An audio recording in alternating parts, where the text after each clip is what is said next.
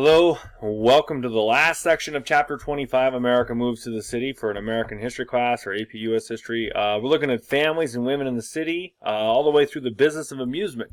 We're going to be talking about art, and families and women, and amusements and basketball, finally, which we're going to be sophisticated, talking about art today, which is really good to do in a messy basement when you're wearing an old Denver Nuggets t-shirt, because I look very classy, don't I? So starting in the late 1800s, one bad trend is the divorce rates increased and family size decreased. And this is the beginning of the degradation of the American family unit. It's a slow descent to our modern times where people aren't getting married anymore, or 1 out of every 2 marriages statistically ends in divorce. Women became more independent in the new urban environment. They could make a living on their own. They didn't need many women didn't need men anymore.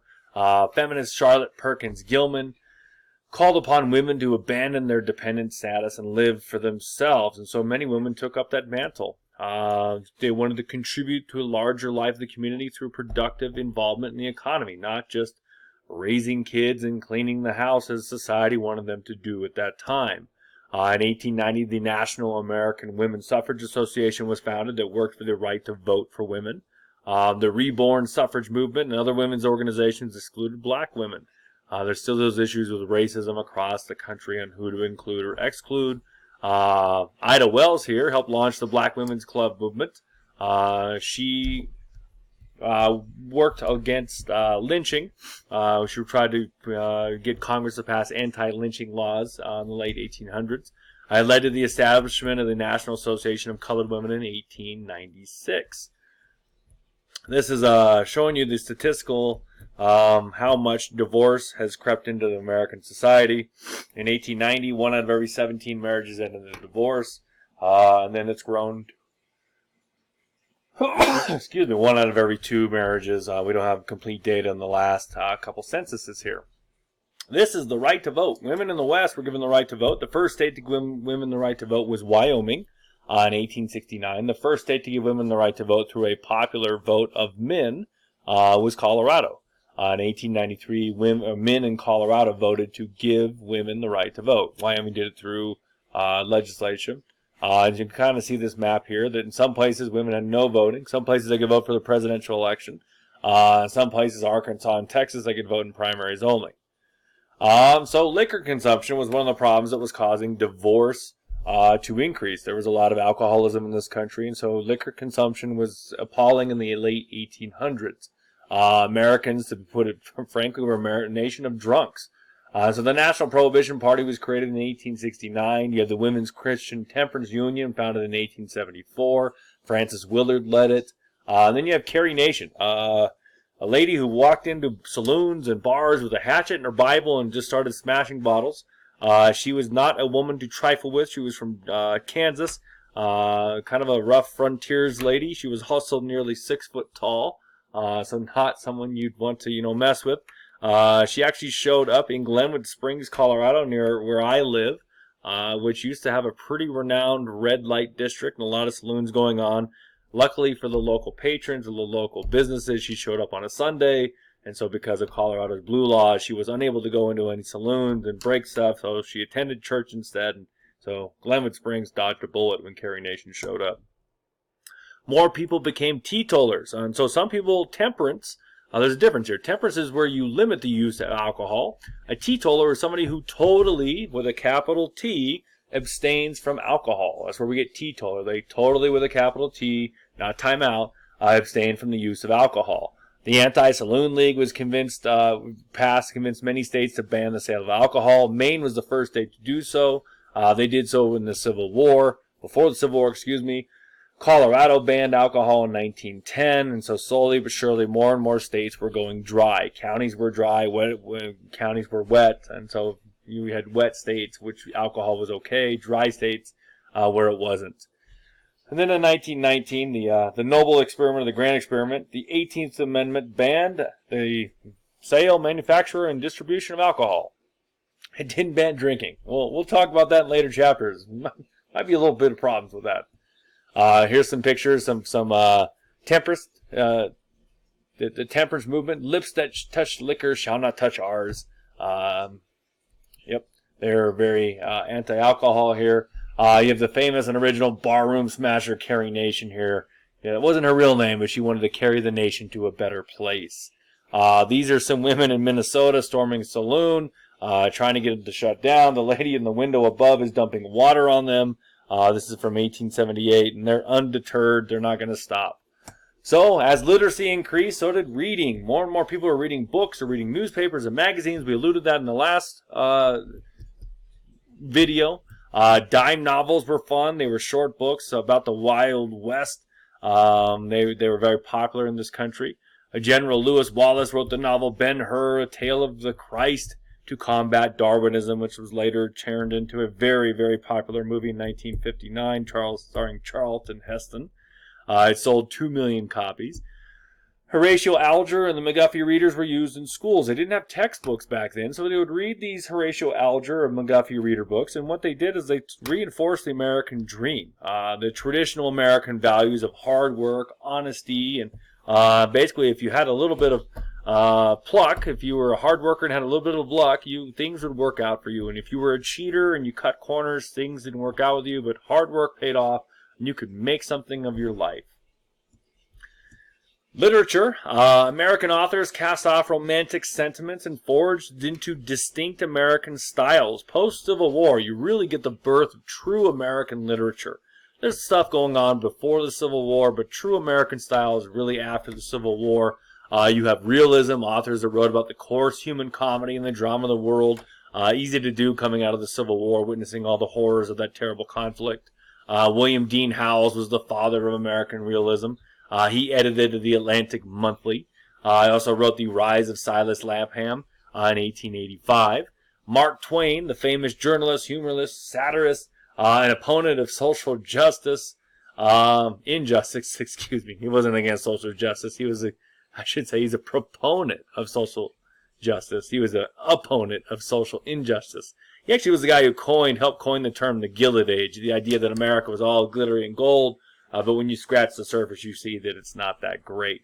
Wrote lots of novels, very famous man in literature. Henry James wrote about the confrontation of the innocent Americans with Europeans. His novels frequently included women as the central character. He wrote The Age of Innocence in 1920.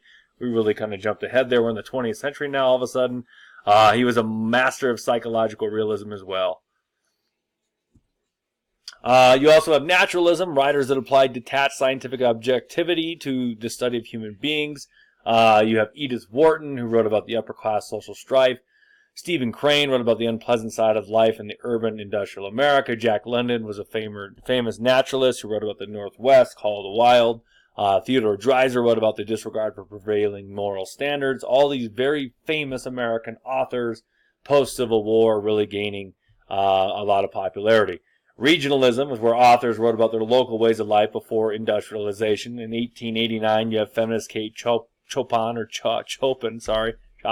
wrote about adultery, suicide, and women's ambitions and the awakening. That's all stuff that was taboo back then.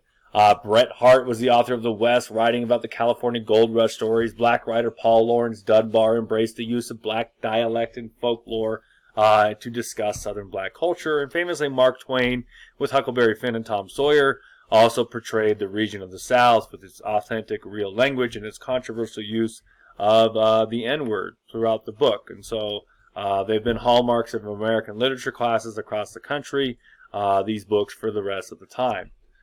Art. Now, here's the thing. American art's a tough one. I'm going to give you just a little bit of time. Think of one American painting. Go. It's tough. You probably thought about the two people, the farmers, didn't you? Holding the pitchfork.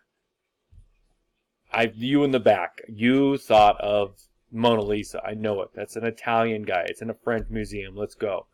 We'll get to some true American paintings. Let's see if you're doing a good job here. And so Americans finally adopted their own style. They're not just copying European styles. They're not just doing portraits like they did in the Revolutionary period. So American artists. Let's see how good you are at American art history.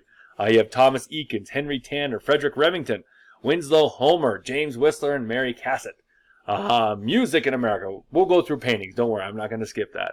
John Philip Sousa wrote Stars and Stripes Forever, which is usually a pretty early band song that you learn. It's also an episode of The Simpsons. The Simpsons do everything. Jazz developed in New Orleans, one of the 4 original types of American music. You have jazz, you have blues, you have country, and you have hip-hop. And you're probably wondering, what about rock and roll? It's not completely originally America because the British had a little bit of a hand in it, mainly the Beatles and the Rolling Stones. You also have the development of ragtime and Scott Joplin. That's that tingy piano music from the turn of the century, like the Entertainer from the old movie The Sting, which you young people have no idea what that is. Good movie. Paul Newman, Robert Redford, check it out. Symphonies were being held in big cities. And then you have the phonograph, recorded music, invented by Thomas Edison. He kind of stole and tweaked it like he always did. Enabled the reproduction of music by mechanical means. You could listen to music without having to hear it live. And then you have the City Beautiful movement, the World's Columbian Exposition. They influence architecture building, city building, different styles. This is a painting of Chicago during the World's Fair in 1893. 27 million people visited the World's Fair there. All right, it's time to get artsy, fartsy. Here we go. Here's some paintings. Did anyone know that one? It's from the Mr. Bean movie. You might remember the movie Bean. Yes, that is Whistler's mother. That's James Whistler. Very famous painting, James Whistler, of his mother. She's looking very happy. It's one of the greatest American paintings of all time. This is Winslow Homer. This is called Snap the Whip. It was painted in 1872. Kids playing out in the fields barefoot, and pretty good painting. He's good. I'm not.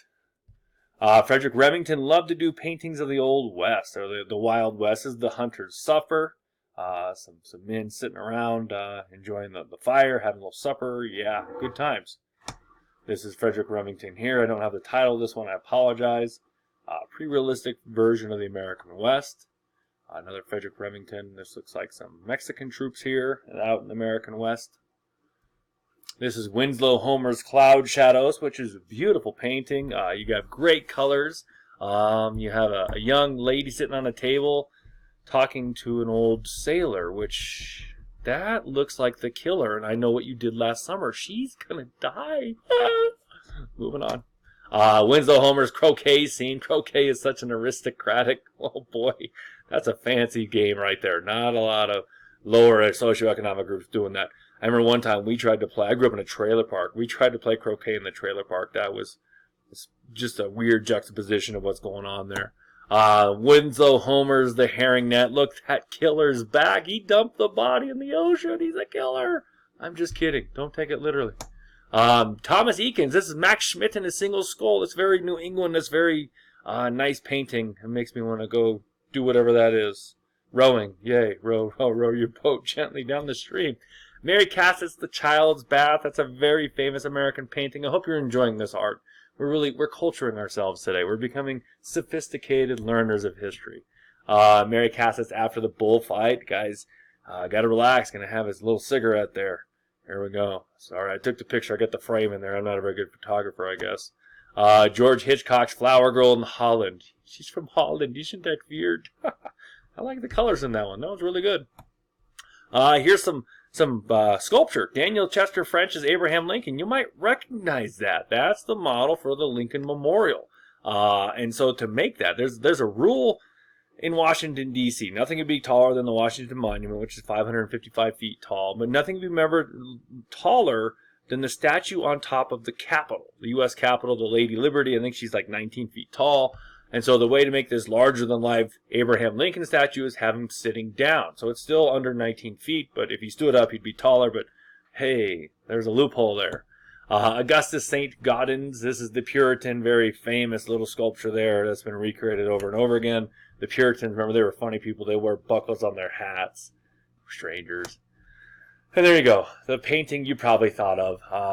Grant Wood's American Gothic. There you go, 1930. That's in the Chicago Art Museum there. And there's me trying to look like their face and look, yeah. They're supposed to be brother and sister or father and son. I can't remember, but it's a weird thing.